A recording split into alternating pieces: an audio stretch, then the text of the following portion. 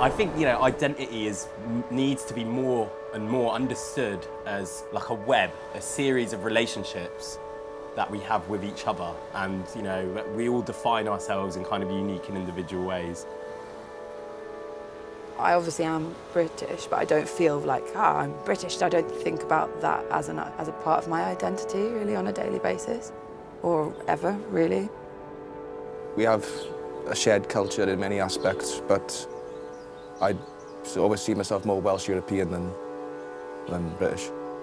I'd like to think I was a citizen of the world as opposed to citizen of the UK. That's not to say that I'm not proud to live in the UK. I never really felt any one place that was my abode at any time. I've just been either happy or not happy there. But of course, life is full of dark and shade. It's chiaroscuro, isn't it? I mean, it's light and shade. You have good and bad.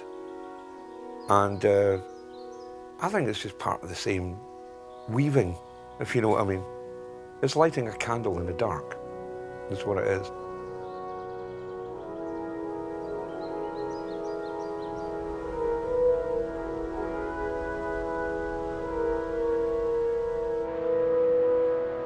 The future, I can't be very optimistic about it.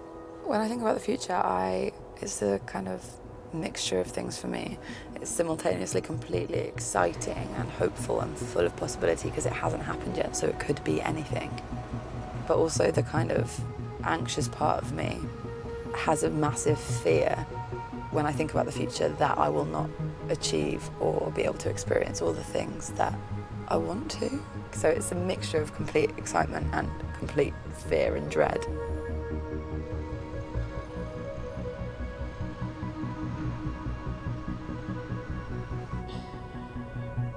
It scares me that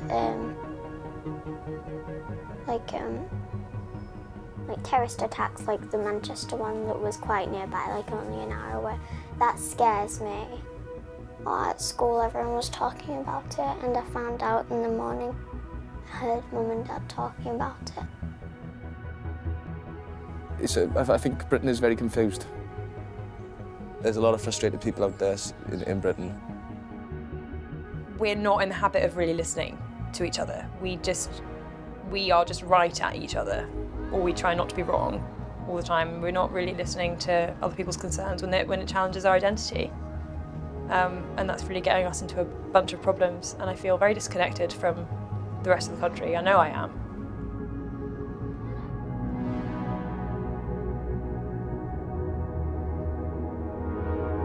There are moments where, you look around and you're like, yeah, this is great. It's really great. And so I think I really cherish all those.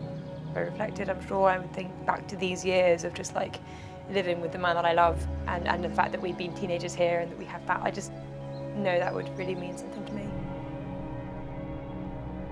I think memories hold you back, and it is sometimes nostalgic, to reminisce about these things, but they're like irretrievable dreams, you really shouldn't be looking back. But I tend to prefer to look forward than look back.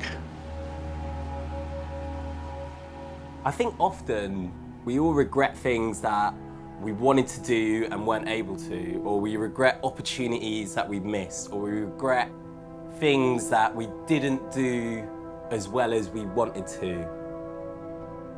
I'm content in my malcontent. The human condition goes with you everywhere you go. Wherever you go, there you are. It's very, very simple. Home is home. The definition of home is it's where I live, and that is here.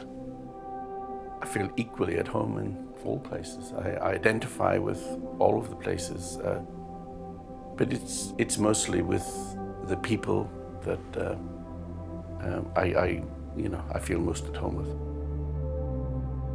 I'm very grateful for the people that I have in my life.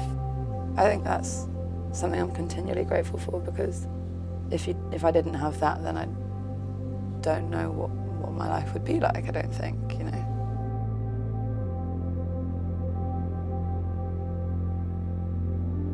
I feel like sometimes it's such an enormous pool of inspiration to come from. It's almost quite hard to manage, but I think it can come from anywhere, really.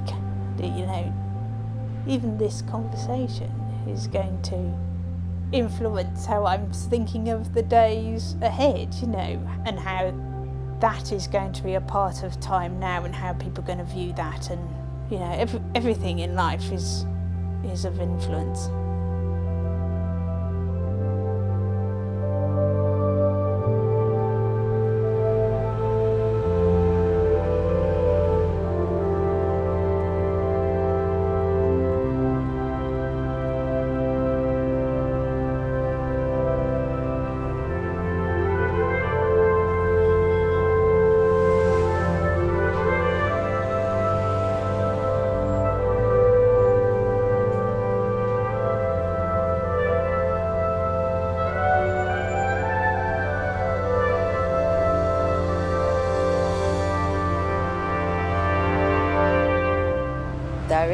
There is a feeling of belonging here. I know I kind of said earlier that there wasn't, but I do feel a connection to this country.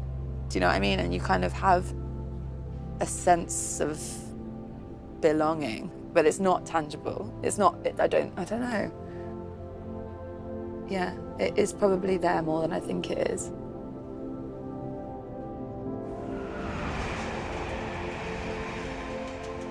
There's an awful lot more time than you think you've got. Don't be in too much of a rush, because then you miss things, don't you?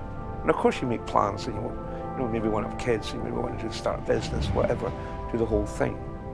But you've got to have time to sniff the daisies, haven't you? You've got to have time to do that. Otherwise, what's the point in living if you can't just stop? There's a wonderful poet called W.H. Davis. This lovely quote: "What is this life if, full of care, we have no time to stop and stare?"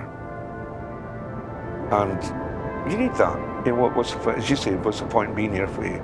You know, if you can't actually go, if you can't for a moment go, "Oh, this is beautiful," you know.